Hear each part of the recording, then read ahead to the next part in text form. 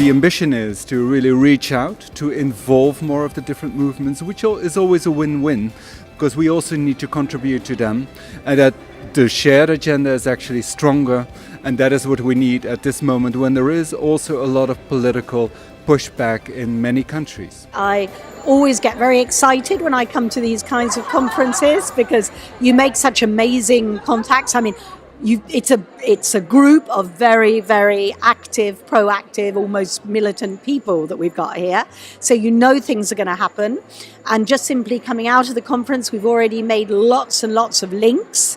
We're also realizing that what we do is actually quite unusual in Europe, and that's surprising, but why not, And so lots to be done in terms of spreading and outreach. So yeah, lots of hope, and I'm going away all excited about the idea of working together. This movement needs to be proud of what it has achieved, needs to be confident that we are on the right side of history. We just should say that often. We should pick up these good examples and act on those to say, hey, this movement is still alive, we matter to people. If you give the example of the She Decides movement that came out of the defunding of sexual and reproductive health programs by one member state, and it re-energized the community to say, we cannot let this happen, we'll stand up for these rights. And I think this is a good example of what I just said, the movement is still alive and kicking. We need to ramp it up further because there's so many women still waiting for the promise of ICPD. The 250 million women not having access to family planning, 800 women dying in childbirth, 32,000 girls marrying every single day before the age of 18, 2 million girls every year undergoing genital mutilation. So that agenda is alive, but now we also have to say, how do we close that? Because it's high time that that happens. My main message is that if we work together and we work smart together, we can actually make sure that she decides about her body.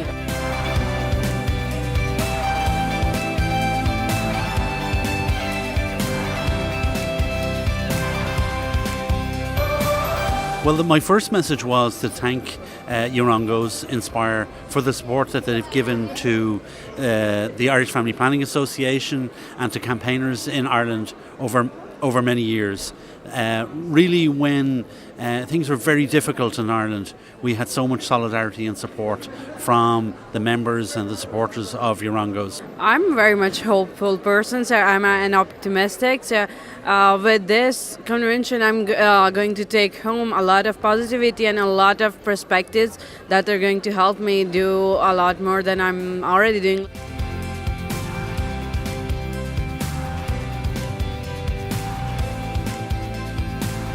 The new EuroNGO is called Inspire, and Inspire because the course that we set with EuroNGOs and now Inspire is to transition into more of a partnership of NGOs, but also working with academia and possibly private sector and governments, because the agenda that we serve needs as much strength as we can pull off to really make a difference. And that's why we came up with the name Inspire, because we want to inspire our partners, but we also want to get inspired by our partners on how to move forward.